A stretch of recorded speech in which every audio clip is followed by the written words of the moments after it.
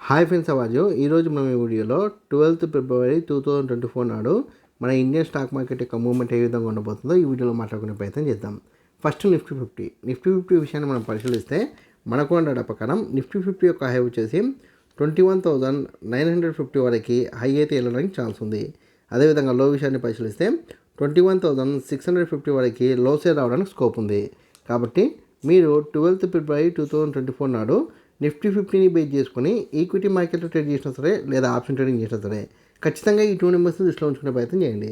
High వచ్చేసి 21,950, లో వచ్చేసి 21,650.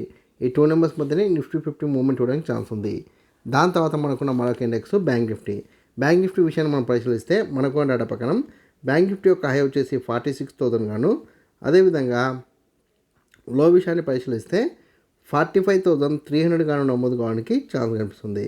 కాబట్టి మీరు 12th ఫిబ్రవరి 2024 నాడు బ్యాంక్ నిఫ్టీని బేస్ చేసుకొని ఆప్షన్ ట్రేడింగ్ చేస్తే ఖచ్చితంగా ఈ 2 నెంబర్స్ని దృష్టిలో ఉంచుకునే ప్రయత్నం చేయండి. హై వచ్చేసి 46,000, లో వచ్చేసి 45,300. ఈ 2 నెంబర్స్ మధ్యనే మనకి బ్యాంక్ నిఫ్టీ మూవ్మెంట్ ఇవ్వడానికి ఛాన్స్ ఉంది. దాని తర్వాత మనకున్న మరొక ఇండెక్స్ ఏదంటే కనుక ఫిన్ నిఫ్టీ విషయాన్ని మనం పరిశీలిస్తే మనకున్న డేటా ప్రకారం ఫిన్ నిఫ్టీ యొక్క హై వచ్చేసి 20,350 గాను, అదేవిధంగా లో విషయాన్ని పరిశీలిస్తే 20,050 గాను నమోదు కావడానికి ఛాన్స్ అయితే కనిపిస్తుంది. కాబట్టి మీరు 12th ఫిబ్రవరి 2024 నాడు ఫిన్ నిఫ్టీని బేస్ చేసుకొని ఆప్షన్ ట్రేడింగ్ చేస్తే ఖచ్చితంగా ఈ 2 నెంబర్స్ని దృష్టిలో ఉంచుకునే ప్రయత్నం చేయండి.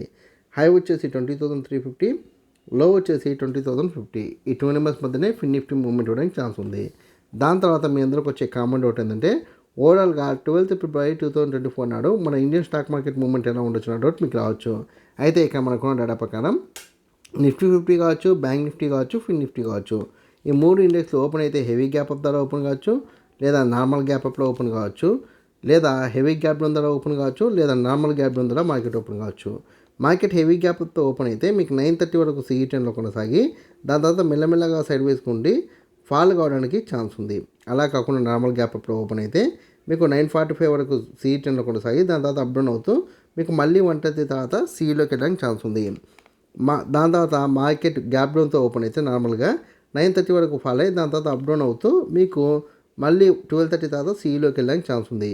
హెవీ గ్యాప్ డౌన్ అయితే మీకు 9:45 వరకు ఫాల్ అయ్యి దాని తర్వాత అప్ డౌన్ అవుతూ మీకు 1 తర్వాత CEలోకి వెళ్ళడానికి ఛాన్స్ ఉంది.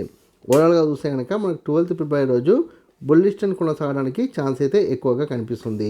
సో నేను బుల్లిష్ ట్రెండ్ రిఫర్ చేస్తున్నా కాబట్టి మీరు CE తీసుకుంటే నేను ఇచ్చిన హై బ్రేక్ అయిన తర్వాత కూడా వెయిట్ చేస్తే మంచి ప్రాఫిట్ తీసుకోవచ్చు. లేదు మార్కెట్ పడిపోతున్న PE తీసుకుంటే నేను ఇచ్చిన లో బ్రేక్ అయిన తర్వాత ఎక్సిట్ అయ్యే ప్రయత్నం చేయండి. ఈ వీడియో కనుక మీకు నచ్చినట్లయితే లైక్ చేయండి, కామెంట్ చేయండి, షేర్ చేయండి. ఛానల్ని మటుకు ఖచ్చితంగా సబ్స్క్రైబ్ చేసుకోండి. జై హింద్, వందే మాతరం.